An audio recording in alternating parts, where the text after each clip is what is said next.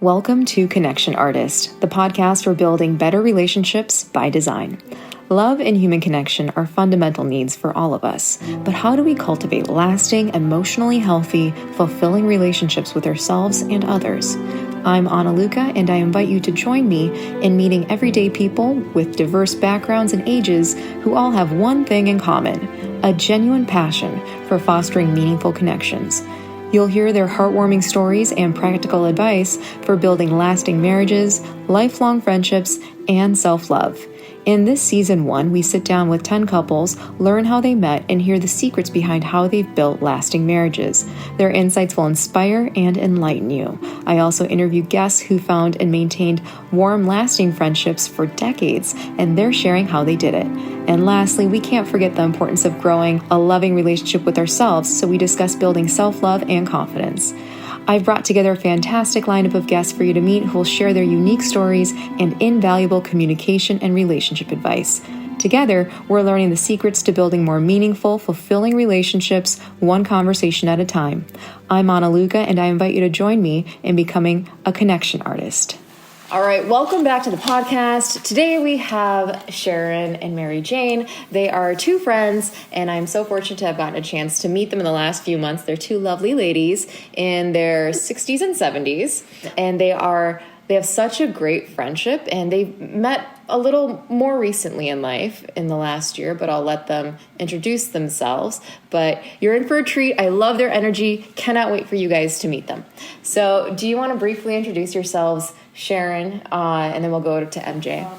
I'm a transplant from San Diego, and I moved to a beautiful apartment complex where I met a number of people, and I connected with this beautiful lady, Mary Jane, and we've just hit it off, and we've been friends ever since. Great.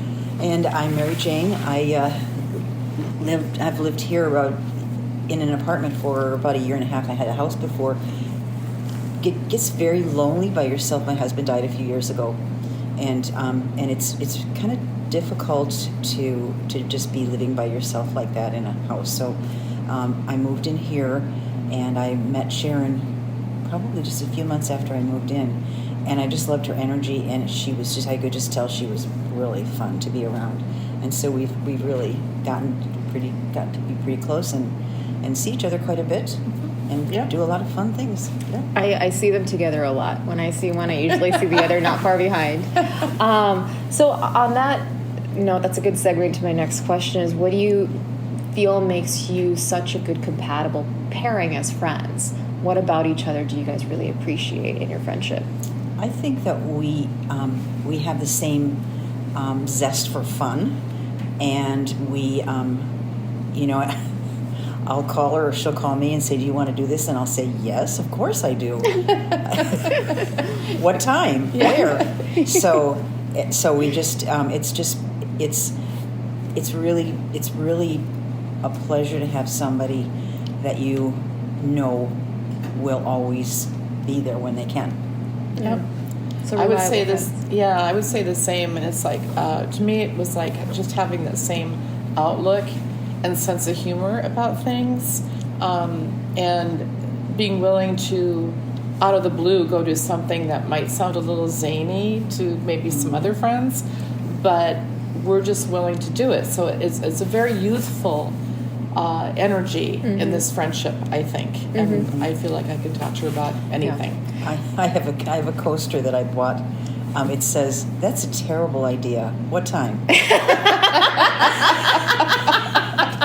And it just kind of sums up the two of us. I love that though, because you guys have such fun energy. It's like contagious. Yeah. I feel like you guys are a pair that makes your atmosphere even better by being together. So that's great. Nice. And what tips do you have for people who are seeking to build new friendships in their life? Maybe like you, Sharon, maybe they move somewhere new and they don't know too many people, or maybe like you, MJ, you had a life transition, so you decided you need to surround yourself with more people or bring new people into your life. What advice do you have for people who are currently in the process or desire to bring quality friendships into their life? go ahead. Well, for me, I was going to say that being new to a new city, I found it really helpful to join in any community events that I could possibly do and introduce myself to people, not be afraid to go up and introduce yourself. And I joined a number of meetup groups, community meetup groups, and dance groups, and live music groups, and you name it. And I find that really is kind of an icebreaker. And from those groups, you often can get a subset of friends that you can do different things with, and you can kind of call it your own because you kind of start off as a new person. It's not college friends, it's not work friends, it's all new. And also just involving yourself in the community in whatever way, whether it's a bookstore, a fun pub, a museum. Yeah. So find some passions that spark you. Yes. And find groups in that local city, that new city, or that new community. Maybe you've moved across town and you don't know anyone in your community. Find activity groups that light you up, and you'll find people with similar interests and things to talk about. That's good advice. And I've lived in this community for almost 40 years. And so what I'm doing, I'm not really actively searching for people because I know a lot of people, one way or another. But it's when you meet new people to be open to their personalities and just kind of give it a chance and kind of talk and get together and find out, and you'll find that the people that you click with and those, just make the most of that. I like how open you are to connecting, because I remember the very first time that I met both of you. So there had been someone in the apartment community had thrown like a dinner event, and it had just ended, and I was in the community space working on a project, and we sort of picked you up. I know. MJ and Sharon sat next to me, and at first I was just eyeing that bottle of wine that you had in front of you. I was like, I kind of want some wine right now, but I don't want to ask. But I started a conversation with you girls, and I remember pretty soon you asked me for my phone number to stay in touch because you wanted to organize some group events. And I had just moved from out of town, from a place where people were kind of more reserved and standoffish, a big city, and I was... it was almost like alarm bells were going off in my mind. Like, what does she want? This is so invasive. Why is she asking for my phone number right now? I don't know her. She was asking, I think you asked me what unit I live in. And I was like, that's personal information. I don't feel comfortable. I asked you that. You asked me that. And I was like, this is not information that I share. So initially when I got here, I was a little reserved. And you guys still rolled with it. You were still we're willing to accommodate you. We won't blast your phone. You share whatever information you want to share with us. And slowly, as I started to acclimate to this new city and the way that people are here and how warm and open so many people have been, I was like, oh, okay, this is just the culture here. It's nothing to be alarmed about. Versus if someone in the other city that I had lived in, if they had asked about those things, it would be like, are you trying to steal my private information right now? What are you doing? I do like how both of you have a very open personality and an open heart to new people.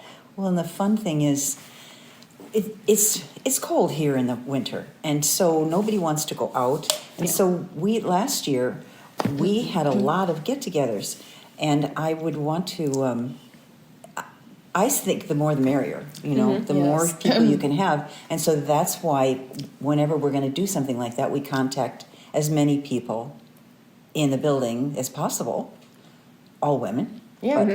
You're connectors. Connectors, I love that about you both, actually. I think that both of you, maybe part of why it was so easy for you guys to meet and build a friendship is that you both are very open connectors. And it seems like I think so. You get energy from being in the loop, connecting other people versus some people that I've met in other cities, like the other city that I was mentioning, it was more transactional friendships. It was like, who can you connect me with? I'm not really eager to connect you with my circle, but I want you to connect me with others.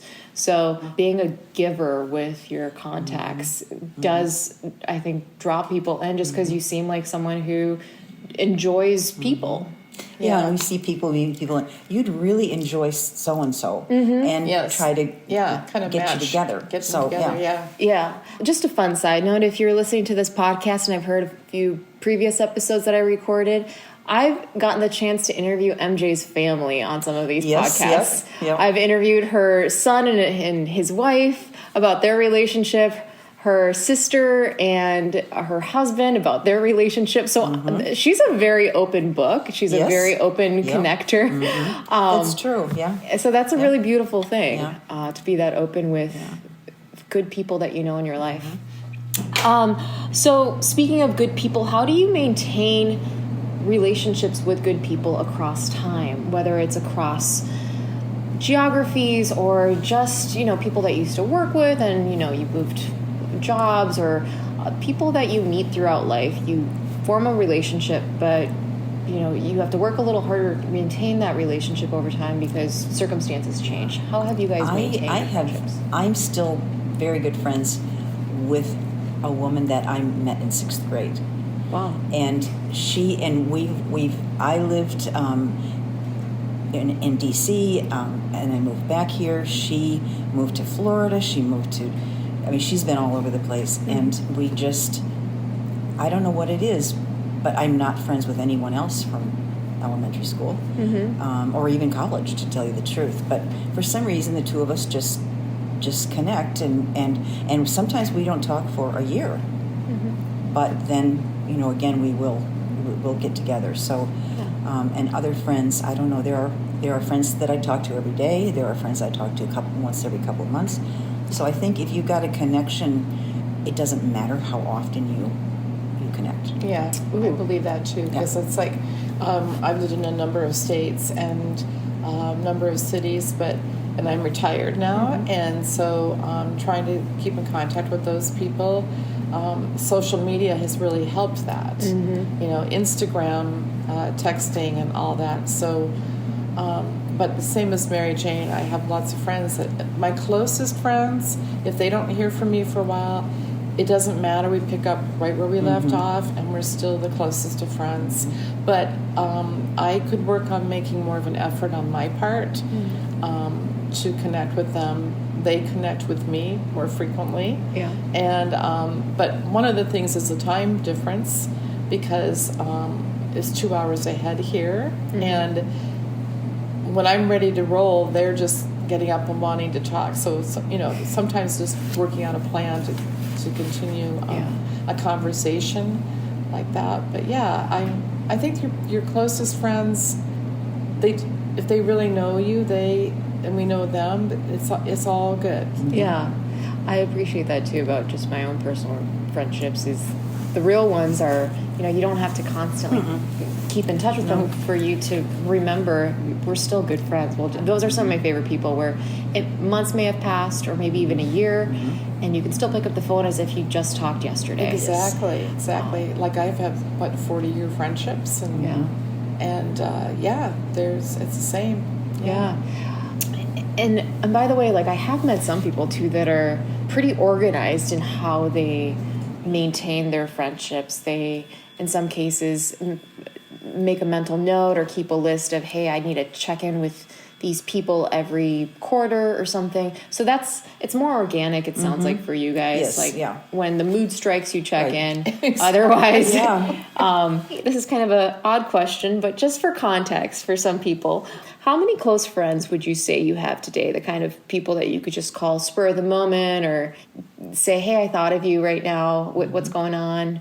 Just curious. Your close friendship circle. I'd say really close friendships, probably 6, 7 maybe, but people that I would feel comfortable just calling up, quite a bit more people than that. Yeah. So, Yeah, me too. I would say since I even have come here, I feel like my list has gone up Yeah. to like about at least 10 now. Yeah. Good. And then many more friends just over the years, because, you know, as you get older, you do have more friendships in your life, but the ones that you feel really close to, they are more like you can count on your fingers, really. Yes. Yeah. And I think this is the reason I ask this is just for perspective, because I feel like in the culture of social media and followers, there's so much pressure for quantity. Like, how many followers do you have implies, or in a lot of people's mind, it implies how many friends you have, and therefore how influential you. But most of those people are probably not your close friends, and so this kind of drives the point that you can have a small, tight-knit group of friends and still have a very vibrant social life. Absolutely. You don't have to feel pressure to have 100 friends or share your most personal details with hundreds, maybe even thousands of people, because at the end of the day, those probably are not your true closest friends. Like, I wonder, with those people, for example, who might feel the pressure to carry thousands of followers, or millions in some cases, if they were in the hospital or needed a car ride to the airport, Right. how many of those followers would actually drop by and be like, yeah, I'll help you? Exactly. I think that's a false kind of sense of friendship that with the whole followers aspect, because I also think that's a difference in kind of age groups, because this is something that we did not grow up with. So it's much more organic, as you say, and friendships are developed, closeness they're developed and they're nurtured Personally. and personal friendships. So Question. So how do you develop and nurture your friendships, build your friendships? What are some examples to give people ideas for building good, close relationships with people? I think it's honest concern and caring for people, and I think that it's something that you know and you do intentionally, and I think that your friends understand that. They realize that you mean what you say, and I think that's kind of the way to build it. And if I have a friend who doesn't respond that way, they tend not to be my friends very long. I just don't keep in touch with them. So, and if they call me, then that's fine. We'll do something. But it wouldn't not be a person I'd reach out to. So honest caring. Yeah, Or reciprocal and caring. I would say Mary Jane is like very, very, very good about that, and she's one of the most thoughtful people I've met. No, you are. No, she is. She is. She always thinks of little things to share with people, not just me, but like everybody I know that she knows. She's just very, very caring. Like I went to Walgreens yesterday and I saw a little chocolate man, and it was the best kind of, this is what you need, some man who's sweet and rich. And it was perfect. I picked it up and I went, this is for Sharon. And ran right up and gave it to her. Give it to me. Yep. That is so sweet. I love that. So just showing thoughtfulness. Like, I'm sure too, like, little things that, this just brings to mind little things that you can do to maintain your friendships or just show your friends that you care. Like, if you're going on a trip somewhere, maybe get them a little souvenir, even if it's like, I don't know, a keychain or a magnet. It doesn't have to be expensive, but just show, hey, I was thinking about you, or something that we joked about. Here's something that reminded me of you. I think that's a really great, I was just kind of thinking about, like, what little tips can you guys provide that would help people or allow people to express interest in building a new friendship with someone. So that's a great thing. Like, hey, I saw this thing, that chocolate that I thought of, and I was in a store and saw a cookie and I thought of you, and I mean, and it isn't, you don't even have to get things like that. It's just even a phone call. Yeah, just a phone call. How are you? How are you feeling? And when I talked to you last time, you were having an issue with this. How was it going? So following up. But also it's like, thoughtfulness in the bigger picture too. Like, if you respond to somebody, you know what somebody likes, and there's a concert or there's a film or a program, I thought about you, I just want to let you know this is going to be on television tonight, or if you're interested in this movie, I know you like this. Like thoughtfulness can, kind of bigger picture too. Yeah. Something that you've done too that warmed my heart was because you knew I was starting a podcast around relationships and building connections with people. You shared something as simple as sharing some Instagram accounts my way. Like you were forwarding me some reels of, hey, here's an account that, they meet strangers on the street and they talk about, hey, how did you connect? How did you meet each other? So that was helpful to me. It's like, oh, she heard that I had a passion for this, and now she's giving me content or something helpful, some helpful resource that is along that line. Yeah. Oh, so this is one way that she's showing that she supports me. And I forgot my about little that, but project. that's true. Yeah, something as simple as that. It just shows that you're really thoughtful and you care about the things that your friends care about. I think you're going to say something, MJ? No, I was just going to say it can't be forced either. You can't. It has to be. You have to mean it, and it has to be organic. You just can't. It's something that you feel a connection. Yeah, kind of almost instant. It's like you instantly think of something. This brings to mind something, but people pleasing. Some people feel the burden to, I need to win friends, so I have to just constantly be people pleasing. I don't know if you guys have ever experienced that personally where you felt that way or have known people, but what advice would you give to people who might have that people pleasing tendency where it's almost, I don't want to say like a desperation for friends, but a mindfulness to be liked or a strong desire to be liked by others, so they might go over the top to... that's a really hard question. Yeah. It is, because I know I'm a people pleaser in a certain way, but that's because I really like people. So I think if you were... It has to feel right. It has to feel right. It's like if you were... Because there's almost seems sometimes you can feel that people might really be kind of deceptive if they're, wanting you to do something. It's like, is it for their benefit or for your benefit? Like sometimes I have seen people do that, so you wonder where it's coming from. But in my experience, most people then they expect things back in a sort of manipulative sense. At least I've seen that before. Or they might get resentful, like, hey, I'm just thinking of an example of, like, say, you recently met someone, you don't really have a super close relationship, but you hear it's their birthday, you throw a big party for them, you barely know them, but you have, if you're a people pleaser, you've gone through that effort to almost, like, extend a huge gesture of interest. I want to be your friend. Look at these balloons and this cake that I baked you and everything just to celebrate you. I hope you feel the same about me. And I can imagine in that situation, these people who might go over the top to win new friends, they might be resentful if that other person's like, hey, wasn't expecting this, thanks, but I'm not going to go, bend over backwards. It would be very for awkward. you. That would be awkward for a person, That's actually really helpful that for a people pleaser that might be listening, know that sometimes your over-the-top gestures can make another person feel awkward, even though they're coming from a good place of an intention.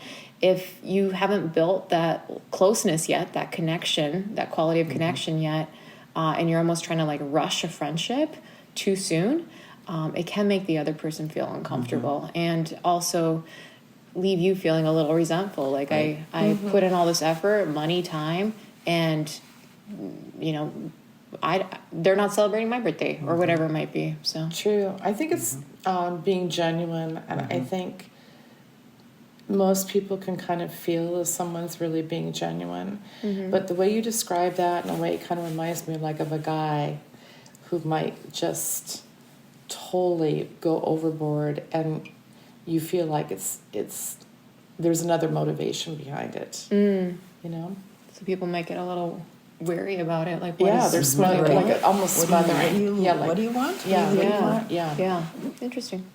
One of the questions that I was going to ask was also, maybe we covered this a little bit, but how have you been intentional about building your friendships? You talked, Sharon, a little bit about putting yourself out there on meetup groups and seeking out activities with like-minded people.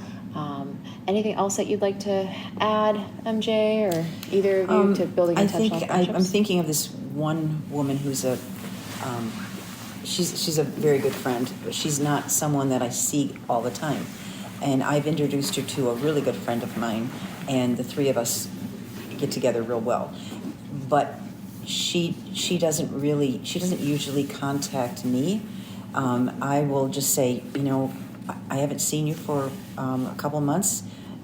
Do you have some time for a happy hour? And we, when we get together, it's fine. I love to see her, and she's a lot of fun. We have a great time, and the three of us get together. My other friend, my good friend, never contacts her. I mean, it's always I'm kind of the one who sets it up, which is fine. I mean, it's great, but it's not a thing that Laura and I need. The one that I don't see that often need to. We don't need to see each other that often because she's got a busy life. I've got other things. And so I intentionally contact her when I all of a sudden realize I haven't seen her for a few months. How do you feel about that when you're the primary person reaching out to show interest in seeing the other person? Because I can kind of see both ways. Like maybe you're just like, hey, I'm fine with that. I totally understand. She's busy. I'm busy. She just, has so much on her plate. She does. I'll just reach out to her. No big deal. Yep. Other people might think this doesn't feel reciprocal. Like, why am I the only person picking up? Why am I the only person initiating? Yeah, I enjoy her company so much. And I don't even think that doesn't even cross my mind. Exactly. It's just I haven't seen her in a long time. And I think it's time to give Laura a call.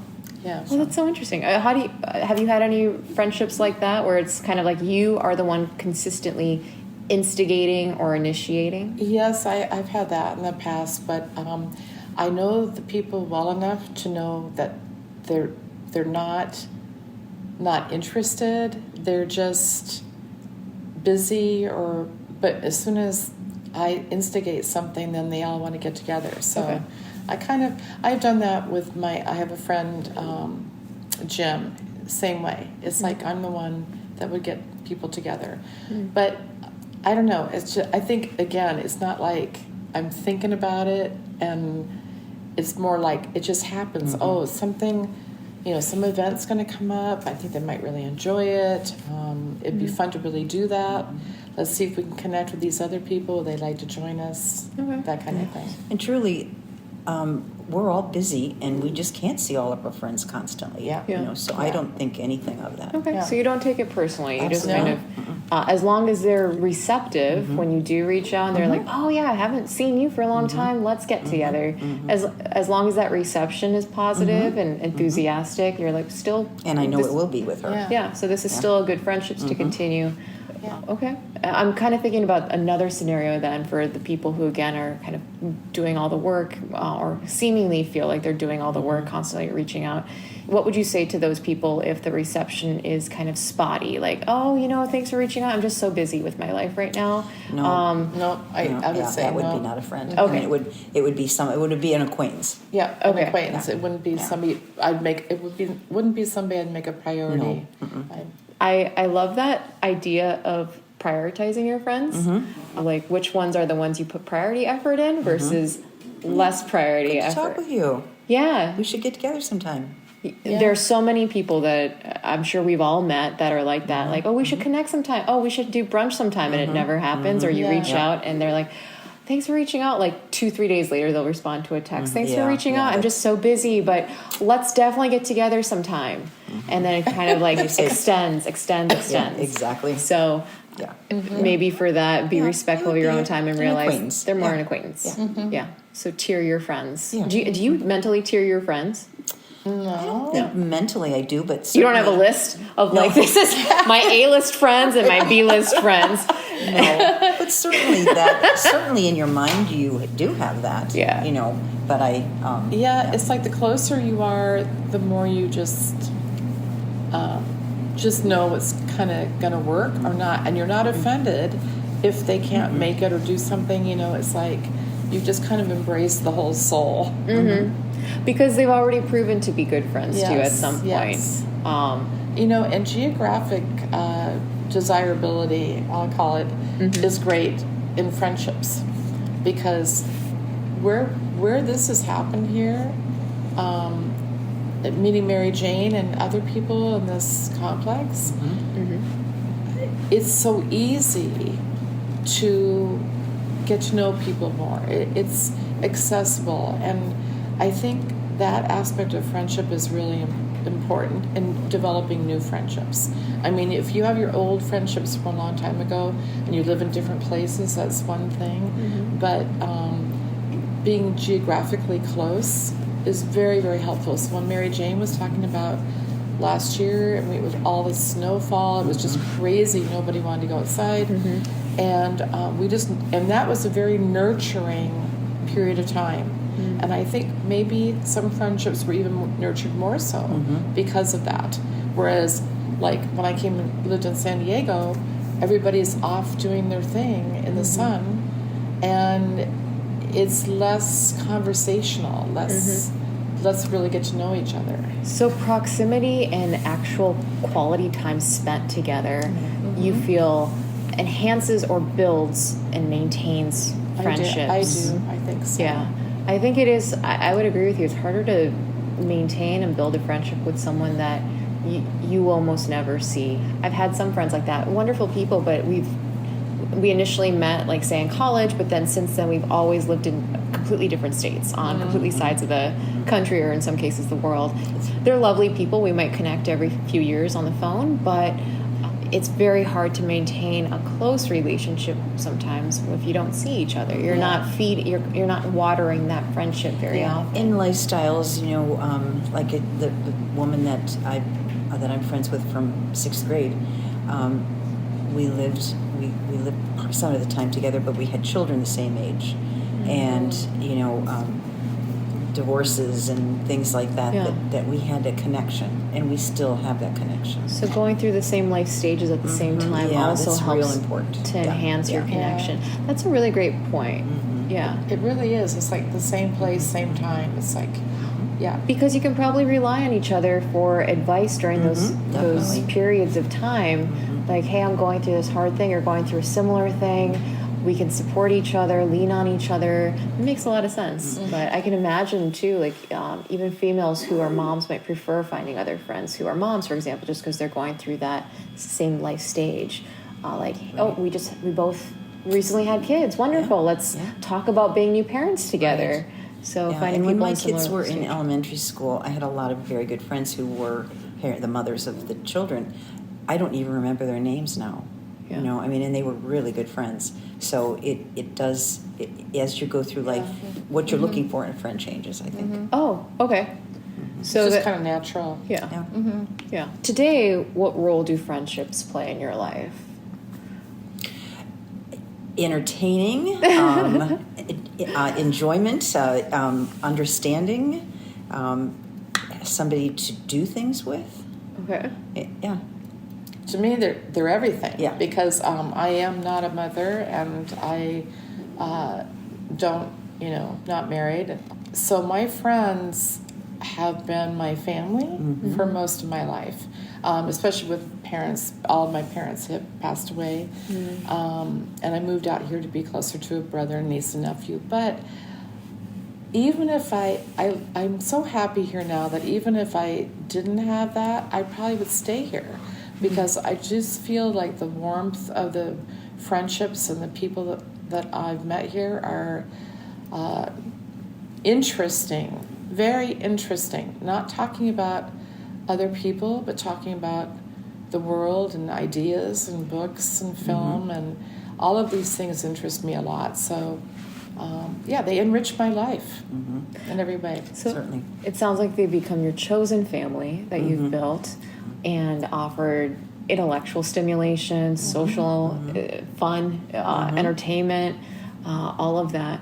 And I think that's an interesting question, because some people, when they get in relationships, for example, serious relationships or maybe even marriages, sometimes they forget to nurture their friendships. They're so involved with, in some cases it's innocent. Like they're scattered too thin. They're involved in their kids' lives, their work lives, their wives and husbands, and they have so many responsibilities that friendships sometimes go on the back burner. Friendships get narrowed. They get dramatically narrowed. when it's that. I think you still probably have one or two or three really good friends, but you don't have the group of friends that you could have. Yeah. And then later in life, you, Mary Jane, you have outlived your partners. So what role have friendships started to take hold in your life now versus how they were prioritized? Yeah, your life changes dramatically when you're a couple. Yeah. And then all of a sudden you're a one. because you don't have anybody to do things with anymore. You know, and even if you as you're older anyway and married a long time, you don't go and have a lot of fun usually, but there's still that companionship.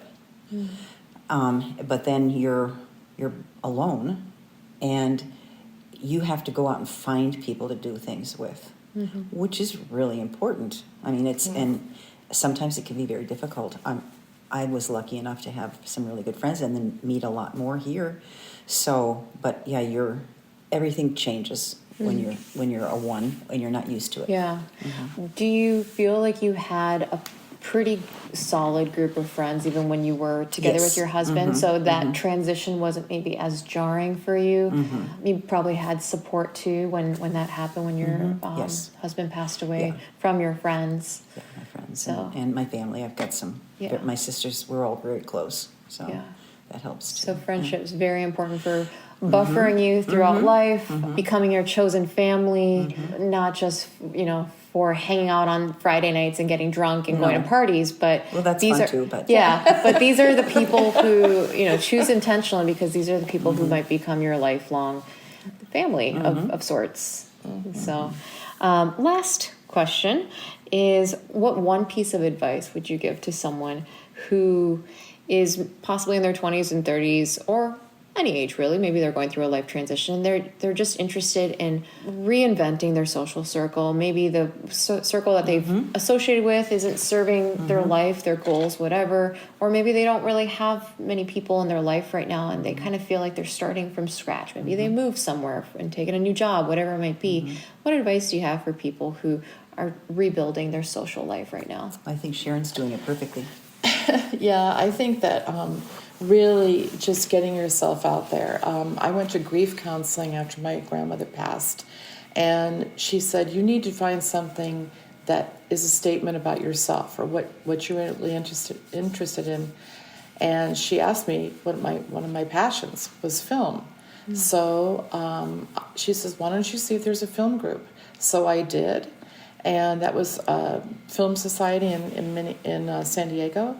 And I've met some of my closest friends from that group and met all sorts of people actually from that group. And I'm still friends with many of them today.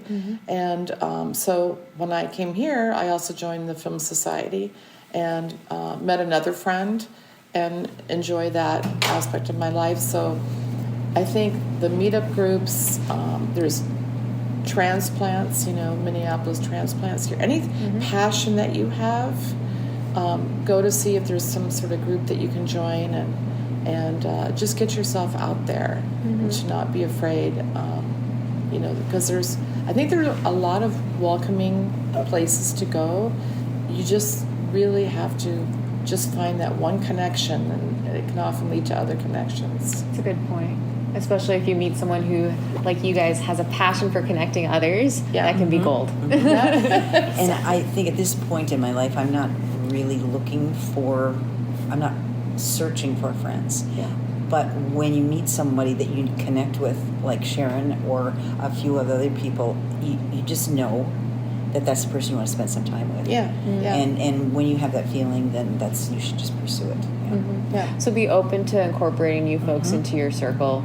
Even if you have a good circle, still be open to bring in new people. Sometimes some people do kind of get protective of their circle, of their different social circles. Like, these are my work friends that I don't introduce to anyone else. These are my tennis friends I don't introduce to anyone else. So it sounds like, correct me if I'm wrong, but you guys are people that maybe blend your... I try to do that, So you blend your different niche of friends and introduce them to each other, which kind of just enhances everyone's lives. It's just, allowing yourself to be more inclusive and seeing yourself, just trying something new. And like Mary Jane, but she was introducing me to something new in Minneapolis this week, and you have ideas. It's like, these ideas I wouldn't have thought of on my own, but allow somebody else to share an idea and go run with it. Good. Well, thank you, ladies, for taking time to Thank you. share Thank about you. This is friendship wonderful. and to let us peek inside your friendship. It's so beautiful. Both of you have just beautiful souls. It's been such a pleasure getting to know you and building our friendship. Feel that way We about feel you. that way about you. Yes, we Aw. just adore you. Yeah. Aw. Yeah. So thank you for sharing and for your kind words of wisdom and advice. We appreciate it. Thank you. Thank you. Thanks. As we wrap up another episode of Connection Artist, I want to express my gratitude to you for listening and exploring how we can all grow and better connect with one another. I created this podcast to support your relationship success and happiness. If you found value in this episode, here's how you can support me and help spread the word about this podcast. First, subscribe to this podcast and share it with 10 friends. If you share this education with 10 people and they share it with 10 people and so on, we can grow this movement of creating a more loving and caring world. If you'd like to show your support on a personal level, visit www.analuca.com. That's ANALUCA.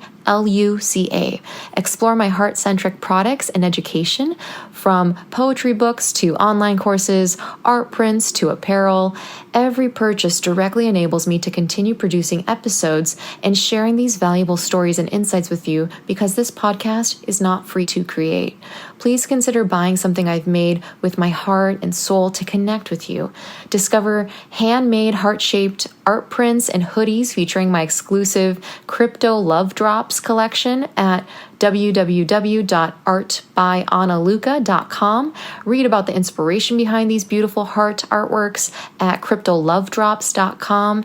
These make really great, unique gifts for your friends, family, and spouse, and serve as a lasting symbolic reminder of your love for them. Or if you enjoy journaling or you'd like to start, get my 15-minute daily guided journal for confident mindset titled Yes, I Can. If you want more stories, buy my poetry book, The People We Meet, available on Amazon or directly on my website, artbyanaluca.com. Just click on the Books tab. Listen to my music album called Reprise on Spotify. Fun fact, the opening music track that you heard on this podcast is actually composed by me and is featured in my music album. If you want to learn how to strengthen your self-worth, get my digital ebook called Well Valued, which features a 30-day blueprint for building self-worth. Or if you're single and want to learn how to assess and find your most compatible dating partner using AI, get my digital course called Well Matched. These products are all designed to strengthen your self-worth and relationships and are all linked in my website, www.analuca.com. Also, don't forget to check out my hand-illustrated apparel line at www.laughstoself.com. I hand-designed really funny, cute illustrations that made me laugh, but also serve the purpose of spreading humor, love, and connection with others. That apparel line of hoodies, t-shirts, and sweaters are exclusively available only on my website, so if you want to wear something unique, check out laughstoself.com. Connect with me on social media for podcast and life updates. You can follow me on Instagram or TikTok at AnaLucaOfficial. And lastly, if you're based in the United States and would like to be interviewed on the podcast, send me a message at myconnectionartist@gmail.com to potentially join me as a guest on this show in the future. Remember to subscribe to this podcast and leave a 5-star review. It helps a lot in reaching more listeners like you who can benefit from this information. Thank you for being a part of this Connection Artist community. I'm wishing you so much love and happiness in your relationships. Stay tuned for the next episode.